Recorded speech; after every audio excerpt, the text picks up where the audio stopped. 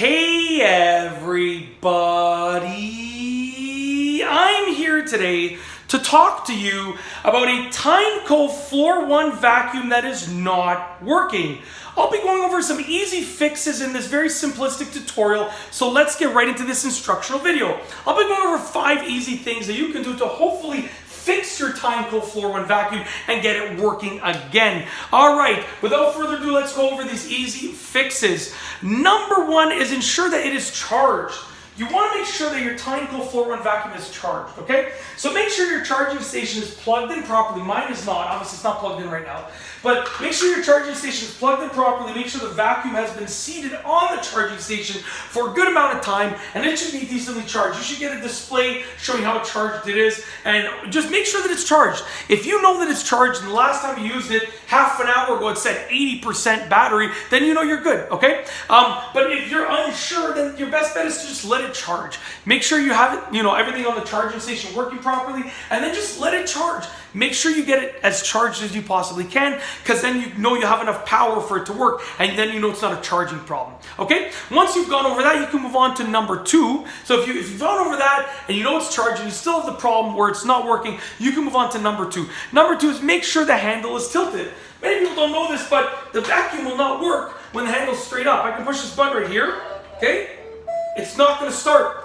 When I tilt the handle, it will start. Okay? If I bring the handle up, it's going to turn off. Check it out. It's going to stop. To get it started again, you got to tilt the handle. A lot of people don't know that. So, they think that it's their vacuum that's the problem, but in reality, it's them that's the problem. Anyways, they just didn't know. Simple as that. So anyways, make sure the handle's tilted, and then hopefully it works. If you've gone over that and your vacuum still doesn't work, then you can move on to number 3. Number 3 is empty the dirty water tank, okay? So essentially, there's a dirty water tank here at the front.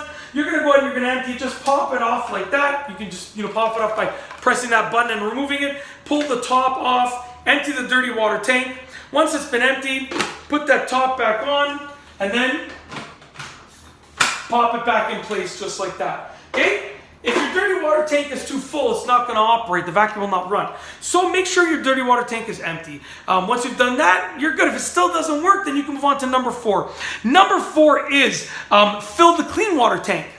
So the clean water tank is on the opposite side. It's on the back of the vacuum. Okay, and if there's not enough water and cleaning solution in here, then guess what? It's not going to operate. So open it up. Okay, just same thing. You just push this button and you pull it out. Okay, open up the tank, fill it with clean water and your cleaning solution, whatever you're going to use. Okay, and then once you have your cleaning solution and your water in there, you're going to close it up like that and put it back in place. And there we go. By doing that, you know that there's enough clean water in there for the vacuum to operate. Hopefully it fixes the problem, but if not, we're going to move on. So that was number 4. Yeah, number 4 was fill the clean water tank, which I just went over, okay? I used my fingers as a guide, but my fingers messed up. Anyways, because when I did that. But anyways, we've gone over number 4, which was fill the clean water tank. Then you can rule that out. Hopefully it works. If and if the vacuum still doesn't work, we move on to the last one for this video, which is number 5. Number 5 is hold down the power button. Now, this is not anything that I read anywhere. It's just something that I generally do as a rule of thumb. If I have an electronic that's not working, like if it's like my TV or anything like that, like anything that's sort of like an appliance electronic that's not working, a TV, I'm in my laundry room, so like my dryer, my washer, if anything like that of mine isn't working, I just try holding down the power button and I see what happens. So if my vacuum was not working, I would hold down the power button and see what happens. Now, my vacuum is working, so by holding it down, it's just going to start working normally, right? But I mean, in my opinion, if your vacuum is not working, okay, I'm going to turn this off. If your vacuum is not working, then I don't know if this is effective, holding down the power button, if it's effective, if it will help or not. But you know what? If your vacuum is not working, then there's basically no harm in terms of like you could try it out, and it might fix your vacuum. You never know. Who knows? Maybe push the power button down, hold it down, and push it down a little bit harder, wiggle it a little bit. Maybe the button itself is like just stuck or there's something underneath it. So just push it down, hold it down, push it down maybe a little bit firmer than usual, wiggle it a bit, see if that makes a difference. And hopefully that helps you out. And that is truly it. Those are just ways that I would deal with my vacuum if it was not working. And hopefully one of those methods can hopefully help your vacuum work once again as well.